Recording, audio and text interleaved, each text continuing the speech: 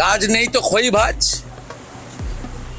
আমার মনে হয় ভারত সরকার ওই চিঠিটা ডাস্টবিনে ফেলে দিয়েছে। একটি হাই ভোল্টেজ নির্বাচন, একটি মাত্র ভোট গণনা কেন্দ্র। সারা বাংলার চোখ আটকে আছে টিভির পর্দায়। 15তম রাউন্ড পর্যন্ত প্রতি মুহূর্তের লাইভ আপডেট আসছিল। কে কত ভোটে এগিয়ে, কে পিছিয়ে, সব তথ্য তখন কাঁচের মতো পরিষ্কার। কিন্তু ঠিক তার পরেই ঘটে গেল এক নজিরবিহীন ঘটনা। হঠাৎ সব অন্ধকার। নির্বাচন কমিশনের সার্ভার যেন পুরোপুরি বোবা হয়ে গেল।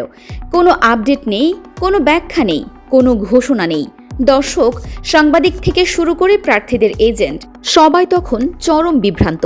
আর বেশ কিছু দীর্ঘ সময় পর যখন সেই রহস্যময় অন্ধকার কাটল, যখন আবার আলো জ্বলল, তখন দেখা গেল ফলাফল ঘোষিত হয়ে গেছে, বিজয় নির্ধারিত হয়ে গেছে এবং সরকারও গঠিত হয়ে গেছে। কিন্তু প্রশ্ন হলো, সার্ভার অকেজো থাকার ওই অন্ধকারের মিনিটগুলোতে আসলে কি ঘটেছিল? পর্দার আড়ালে কোন খেলা চলেছিল? এই জ্বলন্ত প্রশ্নটাই এখন কলকাতা হাইকোর্টের মাননীয় বিচারপতির টেবিলে। আর এই প্রশ্নটির উত্তর যদি একটু ভুল দিকে ঘুরে যায়, তবে পশ্চিমবঙ্গের বর্তমান রাজনৈতিক সমীকরণ তাসের ঘরের মতো ভেঙে পড়তে পারে। একই সাথে রাজ্যে চলছে তীব্র সাম্প্রদায়িক উত্তেজনা। মুসলিম নেতাদের বিরুদ্ধে একের পর এক এফআইআর। রাজপথে জ্বলছে ক্ষোভের আগুন। আজ বাংলা ভাইরাল 24-এর এই বিশেষ বিশ্লেষণে আমরা এমন কিছু সত্য উন্মোচন করতে চলেছি যা পশ্চিমবঙ্গের রাজনীতি বোঝার আসল চাবিকাঠি। তাই পুরো ভিডিওটি 1 সেকেন্ডও মিস না করে শেষ পর্যন্ত দেখুন। পশ্চিমবঙ্গের 294টি বিধানসভা আসনের মধ্যে ভবানীপুর সংখ্যাগতভাবে মাত্র একটি আসন, কিন্তু প্রতীকীভাবে এটি পুরো রাজ্যের রাজনীতির প্রধান স্নায়ুকেন্দ্র বা নার্ভ সেন্টার। কেন? কারণ এই আসনে বাংলার 2 চিরপ্রতিদ্বন্দ্বী শেষ লড়াই লড়েছিলেন। 2021 সালে নন্দীগ্রামের সেই নাটকীয় এবং চরম বিতর্কিত পরাজয়ের পর মমতা বন্দ্যোপাধ্যায়ের রাজনৈতিক অস্তিত্ব টিকিয়ে রাখার শেষ শক্তিশালী ঘাঁটি ছিল এই ভবানীপুর। অন্যদিকে শুভেন্দু অধিকারীর কাছে এটা ছিল নিজের চূড়ান্ত আধিপত্য প্রতিষ্ঠার যুদ্ধক্ষেত্র। প্রতিপক্ষকে তার নিজের চারণভূমিতে, তার নিজের এলাকায় হারিয়ে দেওয়ার এক মোক্ষম সুযোগ। ফলাফল যখন ঘোষিত হলো, তখন দেখা গেল শুভেন্দু অধিকারী জিতেছেন। কিন্তু টুইস্ট এখানেই, জয়ের মার্জিন ছিল মাত্র 15,000 ভোটের কাছাকাছি। আর ঠিক এই সময়ে প্রায় 40,000 ভোট বিভিন্ন কারণে বাতিল বা রিজেক্ট হয়েছে বলে গুরুতর অভিযোগ উঠেছে। এবার একটু ঠান্ডা মাথায় গণিতটা বুঝুন। যে পরিমাণ ভোট বাতিল হয়েছে তা জয়ের ব্যবধানের চেয়ে প্রায় 3 গুণ বেশি। দেশের সর্বোচ্চ আদালত অর্থাৎ সুপ্রিম কোর্টের একটি পূর্ববর্তী রায় অনুসারে যদি কোনো নির্বাচনী কেন্দ্রে বাতিল হওয়া ভোটের সংখ্যা জয়ের ব্যবধানের চেয়ে বেশি হয়, তবে সেই ফলাফলের আইনি বৈধতা বড়সড় প্রশ্নচিহ্নের মুখে পড়ে। আর ঠিক এই অকাট্য আইনি ভিত্তির উপর দাঁড়িয়েই মমতার পক্ষ থেকে কলকাতা হাইকোর্টে নির্বাচনী পিটিশন দায়ের করা হয়েছে। আসুন এবার নজর দেওয়া যাক সেই রহস্যময় নীরবতার দিকে। ভবানীপুরের ক্ষেত্রে প্রথম 13টি রাউন্ড পর্যন্ত সবকিছু একদম স্বাভাবিক ছিল। নির্বাচন কমিশনের ওয়েবসাইটে নিয়মিত তথ্য আপলোড হচ্ছে, কিন্তু 13 নম্বর রাউন্ডের পরই হঠাৎ ছন্দপতন। সার্ভার যেন কয়েক মিনিটের জন্য নয়, বরং বেশ দীর্ঘ সময়ের জন্য স্তব্ধ হয়ে গেল। আর যখন সার্ভার প্রাণ ফিরে পেল, তখন ফলাফলের পুরো চেহারাটাই বদলে গেছে। আধুনিক এই ডিজিটাল যুগে যেখানে প্রযুক্তির এত রমরমা, সেখানে ভারতের নির্বাচন কমিশনের মতো একটি শক্তিশালী সংস্থার সার্ভার কেন হঠাৎ অকেজো হবে? এটা কি স্রেফ একটি প্রযুক্তিগত ত্রুটি বা টেকনিক্যাল গ্লিচ ছিল, নাকি এর পেছনে অন্য কোনো অদৃশ্য হাত কাজ করছিল? এই রহস্যের জট খোলার ক্ষমতা রয়েছে মাত্র 3টি জিনিসের কাছে। 1. EVM machine, 2. ভিভিপিএটি স্লিপ এবং 3. গণনা কেন্দ্রের ভেতরের সিসিটিভি ফুটেজ। আর গণতন্ত্রের ইতিহাসে সবচেয়ে বড় পদক্ষেপ নিয়ে কলকাতা হাইকোর্ট নিজেই এই 3টি জিনিসকে সুরক্ষিত ও সংরক্ষণ করার কঠোর আদেশ জারি করেছে। বন্ধুরা, যখন একটি আদালত নিজে থেকে এই ধরনের কড়া নির্দেশনা দেন, তখন বুঝতে হবে মহামান্য বিচারপতিরা বিষয়টিকে নিছক কোনো রাজনৈতিক কাঁদা ছোড়াছড়ি বলে উড়িয়ে দিচ্ছেন না। তারা বিষয়টিকে বিষয়টিকে অত্যন্ত গুরুত্বের সাথে নিচ্ছেন। এই মামলায় আরও একটি বিস্ফোরক অভিযোগ রয়েছে, যা শুনলে গণতন্ত্রে বিশ্বাসী যে কোনো সাধারণ মানুষের কপালে চিন্তার ভাঁজ পড়বে। অভিযোগটি হল, ভবানীপুরের ভোটের সময় যিনি নির্বাচন কমিশনের বিশেষ পর্যবেক্ষক বা স্পেশাল অবজারভার হিসেবে দায়িত্বে ছিলেন, তাকে পরবর্তীতে বর্তমান সরকারের একটি অত্যন্ত গুরুত্বপূর্ণ ও লাভজনক সরকারি পদে নিয়োগ দেওয়া হয়েছে। ভাবুন একবার, এটা কেন এত গুরুতর? কারণ একজন নির্বাচন পর্যবেক্ষকের একমাত্র কাজ হলো নিরপেক্ষতা নিশ্চিত করা।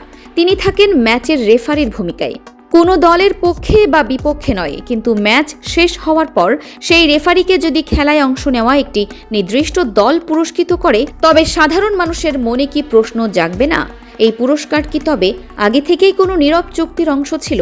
আন্তর্জাতিক গণতান্ত্রিক মানদণ্ডে একেই বলা হয় কনফ্লিক্ট অফ ইন্টারেস্ট বা স্বার্থের আঘাত। যখন একজন নিরপেক্ষ কর্মকর্তা পরবর্তীতে একটি পক্ষ দ্বারা লাভবান হন, তখন তার আগের সমস্ত সিদ্ধান্তে নিরপেক্ষতা নিয়ে আইনি ও নৈতিক সন্দেহ তৈরি হওয়া অত্যন্ত স্বাভাবিক। এই পুরো রাজনৈতিক অস্থিরতা এবং আইনি লড়াইয়ের মাধ্যমেই বাংলার রাজনীতিতে আরেকটি নাম বারবার উঠে আসছে। তিনি হলেন মুর্শিদাবাদের বিধায়ক হুমায়ুন কবির। তৃণমূল কংগ্রেসের এই হেভিওয়েট মুসলিম মুখের সাম্প্রতিক বক্তব্যগুলো পশ্চিমবঙ্গের রাজনীতিতে কার্যত ভূমিকম্প সৃষ্টি করেছে। তিনি প্রকাশ্যে হুঙ্কার দিয়ে বলেছেন, যতদিন বেঁচে আছি মুসলিম সম্প্রদায়ের অধিকারের জন্য লড়াই চালিয়ে যাবেন।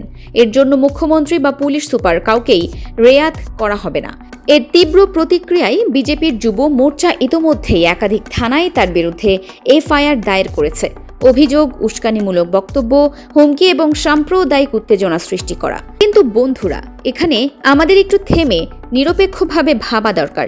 হুমায়ুন কবিরের এই বক্তব্য কি শুধুই রাজনৈতিক উস্কানি, নাকি একটি সম্প্রদায়ের ক্রমবর্ধমান প্রান্তিকীকরণের বিরুদ্ধে তৈরি হওয়া ক্ষোভের বহিঃপ্রকাশ? খোদ হুমায়ুন কবিরই তথ্য তুলে ধরে জানিয়েছেন, পশ্চিমবঙ্গের 249টি আসনে বিজেপি একজনও মুসলিম প্রার্থী দেয়নি। এদিকে রাজ্যের জনসংখ্যার প্রায় 27% মুসলিম, অথচ ক্ষমতাসীন দলের প্রার্থী তালিকাতেও এবার তাদের প্রতিনিধিত্ব নিয়ে প্রশ্ন উঠেছে।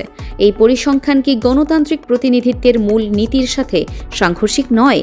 মুর্শিদাবাদের কথাই ধরুন, সেখানে 22টি বিধানসভা আসনের মধ্যে আগেরবার 16 জন মুসলিম বিধায়ক ছিলেন, এবার সেটা কমে দাঁড়িয়েছে 14 জনে। হুমায়ুন কবিরের মূল অভিযোগ ছিল, এই 14 জনের অধিকাংশই নীরব এবং মেরুদণ্ডহীন। তারা বিধানসভায় দাঁড়িয়ে মুসলিম সম্প্রদায়ের স্বার্থ রক্ষার কোনো আওয়াজ তুলছেন না। আর এই দীর্ঘদিনের জমানো হতাশা থেকেই জন্ম নিচ্ছে সেই ক্ষোভ, যা আজ হুমায়ুন কবিরের মুখ দিয়ে রাজপথে আছড়ে পড়ছে। এটি কোনো একজন ব্যক্তির ক্ষোভ নয়, এটি একটি পুরো সম্প্রদায়ের চাপা যন্ত্রণার প্রতিধ্বনি। মমতা বন্দ্যোপাধ্যায় সারা জীবন একটা জিনিসেই সবচেয়ে বেশি মাস্টার বা পারদর্শী, তা হলো কোণঠাসা অবস্থা থেকে ঘুরে দাঁড়ানো। 2007 সালে নন্দীগ্রাম আন্দোলন, 2011 সালে 34 বছরের বাম শাসনের পতন, কিংবা 2021 সালে মোদী শাহের সর্বশক্তি নিয়ে আসা আক্রমণ ঠেকানো, প্রতিবারই তিনি প্রমাণ করেছেন যে তাকে রাজনৈতিকভাবে শেষ করে দেওয়া এত সহজ নয়। তবে এবার তার কৌশলটি একটু আলাদা। এবার লড়াইটা রাজপথে নয়, লড়াইটা আদালতের করিডোরে। রাজনীতিবিদরা জানেন, রাজপথের আন্দোলন পুলিশ দিয়ে বা 144 ধারা জারি করে দমন করা যায়, কিন্তু আদালতের রায়কে দেশের রাষ্ট্রপতি থেকে শুরু করে সাধারণ নাগরিক সবাই মানতে বাধ্য। মমতার এই আইনি পদক্ষেপ একই সাথে 3টি বড় উদ্দেশ্য সাধন করেছে। প্রথমত, শুভেন্দুর বিজয়ের আইনি বৈধতাকে বড়সড় চ্যালেঞ্জের মুখে ফেলা।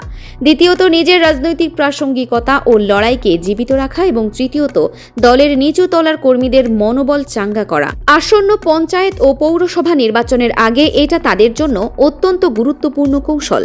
সামনে আসছে পঞ্চায়েত নির্বাচন, তারপর পৌরসভা নির্বাচন। প্রতিটি নির্বাচনই হবে ক্ষমতার আসল অ্যাসিড টেস্ট।